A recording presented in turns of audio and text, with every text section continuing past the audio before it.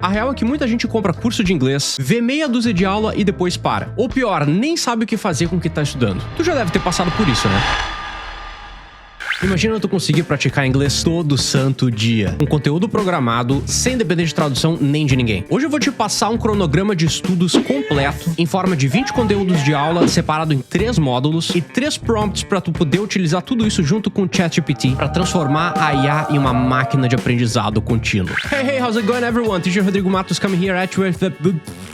Hey, how's it going everyone? Teacher Rodrigo Matos coming here at you with some new English drops. Então bora pro conteúdo de hoje. No vídeo de hoje eu não vou te mostrar nenhum aplicativo milagroso, nem te vender nenhuma fórmula mágica. O que eu quero é te mostrar como tu pode utilizar o ChatGPT para expandir coisas que tu tá estudando ou já estudou antes, mesmo caso tu ainda nem tenha começado a estudar inglês, principalmente se tu pensa em investir em algum curso, ou mesmo que tu esteja estudando inglês por conta própria. Eu vou te passar toda a estrutura básica do inglês e te mostrar como tu pode utilizar o ChatGPT como uma extensão dessa estrutura básica para praticar inglês diariamente. Bora começar com o conteúdo. Para facilitar a tua vida, eu dividi esse cronograma de estudos em 3 módulos. Não esquece de anotar aí, porque isso pode virar o teu próximo plano de estudos. Então bora começar com o módulo número 1, que eu chamo de a base de tudo. Esse primeiro módulo aqui tá dividido em 8 conteúdos de aula, e nele a gente estuda os conteúdos nessa ordem. The Alphabet. Não adianta querer escapar disso, tá, minha gente? Se tu não sabe pronunciar as coisas, não sabe soletrar as coisas em inglês, tu vai ter vários problemas com pronúncia. Então esse daqui acaba sendo meio que a raiz de todos os problemas que a gente tem de pronúncia em inglês. Tu precisa entender que o inglês é um idioma diferente do português. Então se a gente não tá acostumado e não tá habituado com os sons em inglês, dificilmente a gente vai conseguir pronunciar os sons em inglês com base nos sons que a gente conhece em português. São coisas diferentes, então a gente precisa aprender o alfabeto. Então não menospreze estudar o alfabeto. Logo depois do alfabeto, o que a gente vai estudar? Nós vamos estudar exatamente os personal pronouns. I, you, he, she, it, we, you, they. Eu sei que tu provavelmente já estudou isso demais na escola, mas se tu não sabe utilizar os personal pronouns, tu simplesmente não vai conseguir fazer nenhuma conjugação de verbo in English, porque eles são essenciais na formação dos tempos verbais in English. Esses pronomes são o coração da comunicação em inglês, e tu vai utilizar eles praticamente em qualquer frase. E assim como eu tava falando sobre o alfabeto, os personal pronouns in English, eles não são exatamente a mesma coisa aqui no português, porque aqui começa a se ter várias diferenças da forma como a gente trata as coisas em inglês e em português. Tu deve saber já que em português a gente costuma dar gênero pra tudo, né? Especialmente no it, ele é tratado de uma forma bem diferente de como a gente trata em português. Porque em inglês a gente só dá gênero pra coisas que têm gênero. E esse pronome with, ele não tem uma tradução literal e uma equivalência em português. Então, estudem personal pronouns. E agora, seguindo para um dos verbos mais importantes em inglês, eu tenho quase certeza que tu vai saber qual que é o famoso verb to be. O verb to be é um dos mais importantes no inglês porque ele exerce várias funções diferentes. Além de ele ser o responsável por expressar states and conditions quando ele é um action verb, o verb to be também vai desempenhar um papel como auxiliary verb em alguns tempos verbais. Então, não adianta, precisa estudar o verb to be. Logo após o verb to be, nós teremos indicative words. This, that, these e those. A gente estuda esses termos para ter uma base sobre como expressar ideias quando a gente vai indicar pessoas ou coisas em inglês. Com eles, tu consegue evitar confusão e consegue mostrar exatamente do que tu tá falando e ao que tu tá te referindo. Como, por exemplo, eu posso dizer This is a cell phone.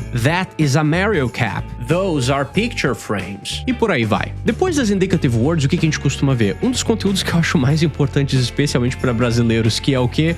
There is and there are. Vocês vão ver que eu coloquei aqui, não utilize have. O there is e o there are são expressões extremamente comuns e muito utilizadas no inglês e costuma ser o problema número 1 dos brasileiros que estão aprendendo a falar inglês. Principalmente para quem tenta aprender inglês utilizando a tradução. Por que isso acontece? Porque o pessoal confunde muito com o verb to have, que se tu fizer uma tradução literal, a gente vai ter o verbo ter. Só que a questão aqui é a seguinte, o verbo ter em português pode ser utilizado para expressar sobre a existência de coisas ou pessoas, mas em inglês ele não é utilizado dessa forma. É necessário sim estudar o there is, there are para evitar problemas futuros de communication. E depois de there is, there are, o que vem? Nós estudamos os articles, exatamente a, an and the. Saber utilizar essas 3 palavrinhas aqui muda completamente o sentido de qualquer frase. Esses artigos são essenciais para tu conseguir especificar ou generalizar contextos em inglês. E aqui a questão não é só ficar pensando só se é sobre vowel, sound, consonant, sound para utilizar o a e o an, é realmente conseguir discernir quando que tu vai utilizar o a,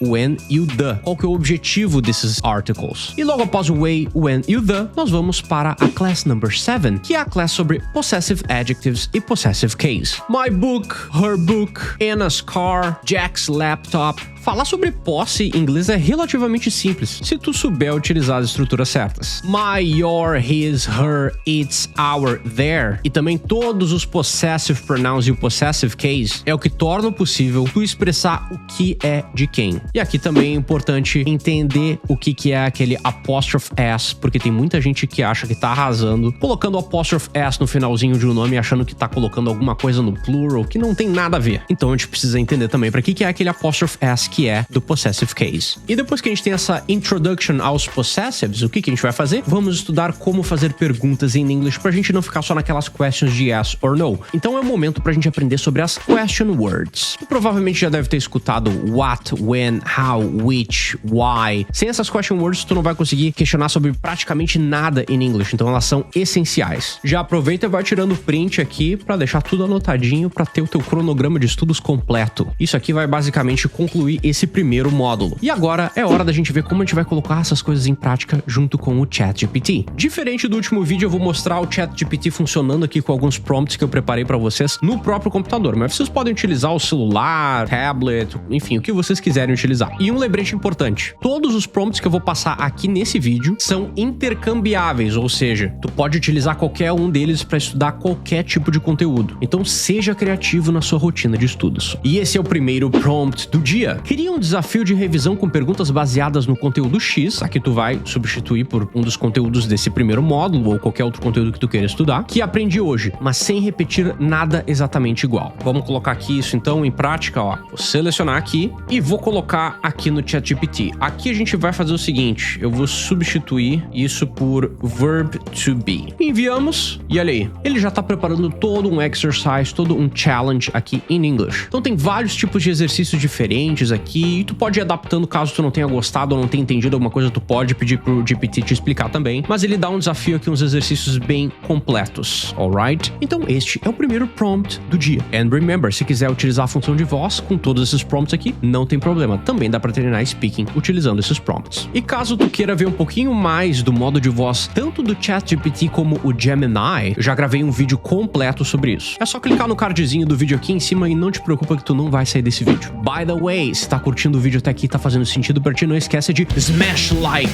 e já aproveita pra se inscrever aqui no canal. Isso me ajuda demais a continuar criando conteúdo de qualidade aqui pra vocês. Bora pro módulo 2? O módulo 2 é sobre ações e hábitos no presente. Agora que tu já tem toda aquela base que a gente viu no módulo 1, é hora de colocar as coisas em movimento. Nesse módulo, tu vai aprender a falar sobre o que pensa, sente e vive no presente. A primeira aula do módulo 2 é sobre o verb to have. É importante ressaltar aqui que o verb to have a gente não vai utilizar somente para dizer que tu tem algo. O verb to have também pode ser utilizado para falar sobre necessidade e obligation. É uma estrutura extremamente importante no inglês, porque ele, assim como o verb to be, não vai ser utilizado só para expressar ações, ele também vai ser utilizado como um auxiliary verb, que é um verbo auxiliar, em alguns outros tempos verbais. E também aqui nesse momento, quando a gente está falando sobre verb to have, é o momento onde eu apresento a noção de verbo auxiliar. Porque para vários verbs in English, quando a gente tá fazendo uma affirmative sentence, uma frase no afirmativo, a gente vai tratar ele de uma forma. Agora, quando a gente tá fazendo uma negative sentence ou uma question, uma interrogative sentence, a gente vai ter que normalmente acoplar, digamos ali, um verbo auxiliar que vai ajudar na conjugation desses verbs. Que daí seria o do, o does, todos os conteúdos que a gente costuma ver aqui junto com o verb to have e que vão se aplicar para vários outros verbs também que a gente vai ter in English. Logo após o verb to have, a gente vai estudar a nossa primeira verb tense em si, que é o simple present na class number 10. E esse aqui é o primeiro contato que a gente tem com o tempo verbal de uma forma mais detalhada. Se tu quer, por exemplo, poder falar sobre o teu dia a dia, falar sobre a tua rotina e hábitos, tu precisa saber utilizar o simple present. Tem muita gente que chama esse tempo verbal de present simple também, mas aí é só questão de nomenclatura. E aí, logo após o present simple, nós vamos para as famigeradas e problemáticas prepositions at, on, in. Quase todo brasileiro tem problema com essas prepositions, mas elas não são um bicho de sete cabeças, gente. Essas prepositions são essenciais pra gente conseguir situar objetos e pessoas conectadas a lugares, eventos e também no tempo. E eu costumo ensinar elas de uma forma bem contextualizada, indo do macro pro micro.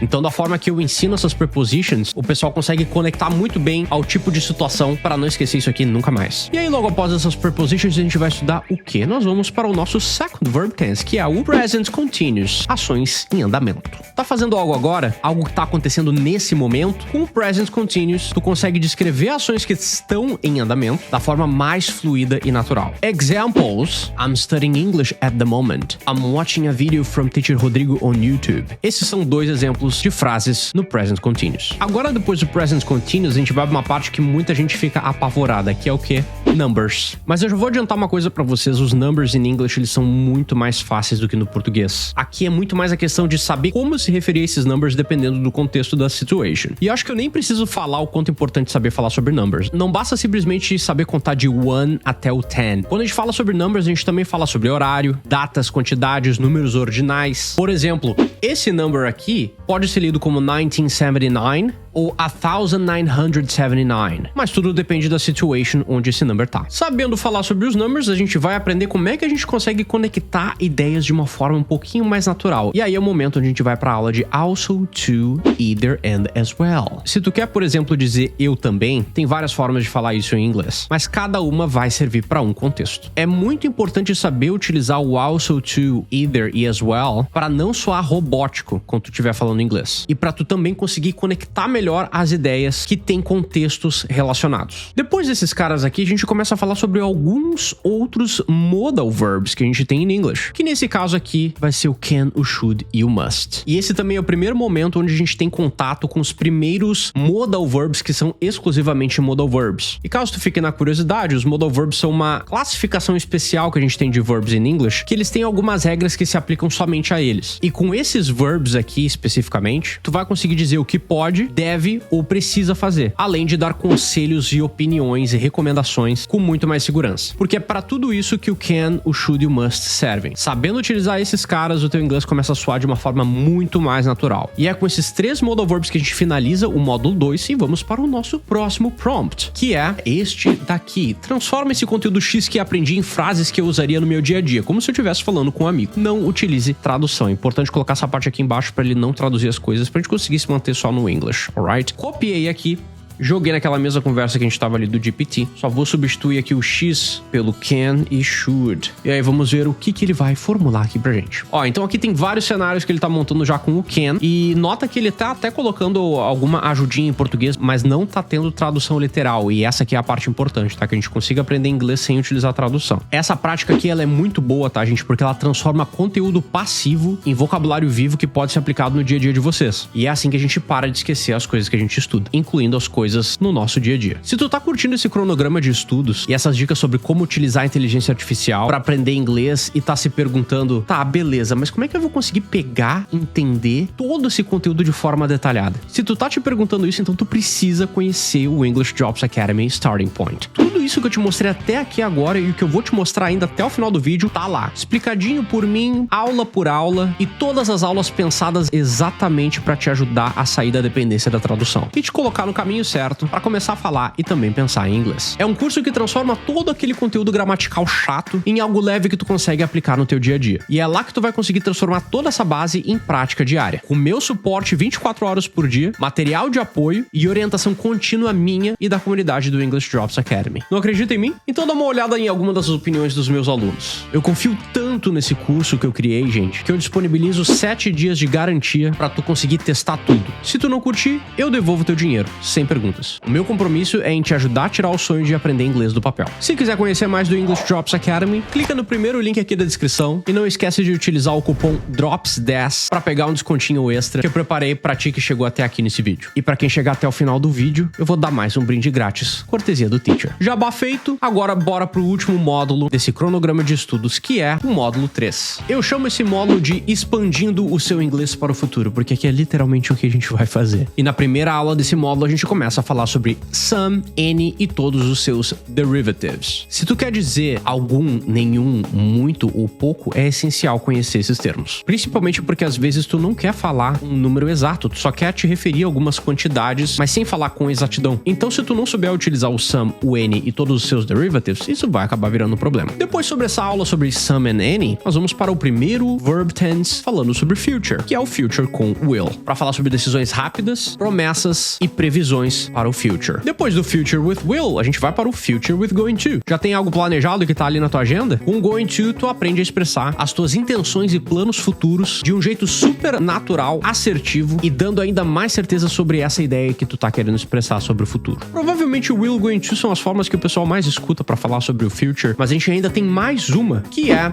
o future with present continuous. Exatamente, o present continuous que a gente viu lá atrás, que tava falando sobre actions in progress, a gente também vai utilizar ele para falar sobre future. Se tu quiser falar sobre algo que já tá marcado com data, tudo ali certinho, o present continuous também vai servir para isso. E aqui tu vai aprender a usar frases como I'm studying English tomorrow, sem medo de errar. Depois, indo para a class number 20, a gente para de falar um pouquinho sobre o future, e aí a gente vai começar a falar sobre comparative e superlative. Mais alto, mais rápido, o melhor, o pior. Aqui é o momento onde tu aprende a comparar pessoas, lugares e coisas de uma forma super natural. Porque querendo ou não, caso vocês não percebam, a gente tá fazendo comparisons, comparando coisas a praticamente todo momento. Com essa parte finalizada, é chegado o momento de a gente ir para o prompt number 3. E como é que vai funcionar esse prompt number 3?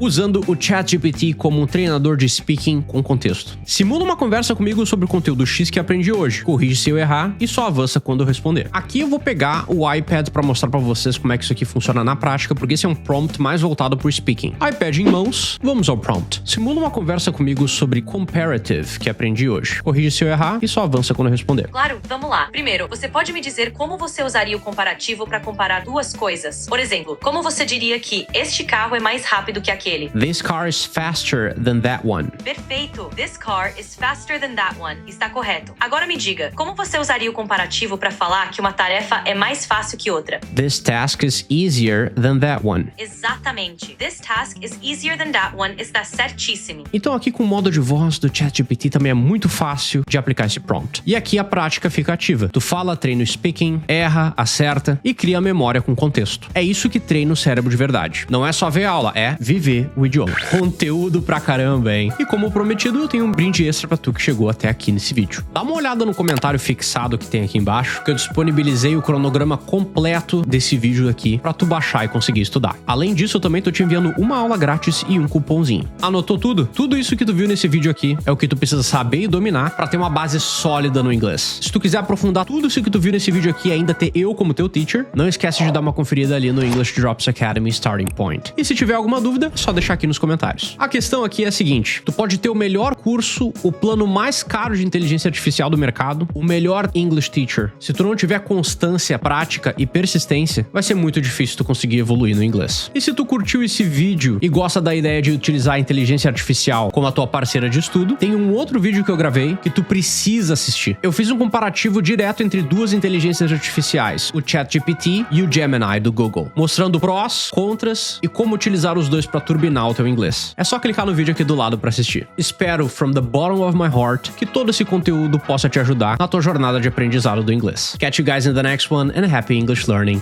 See you.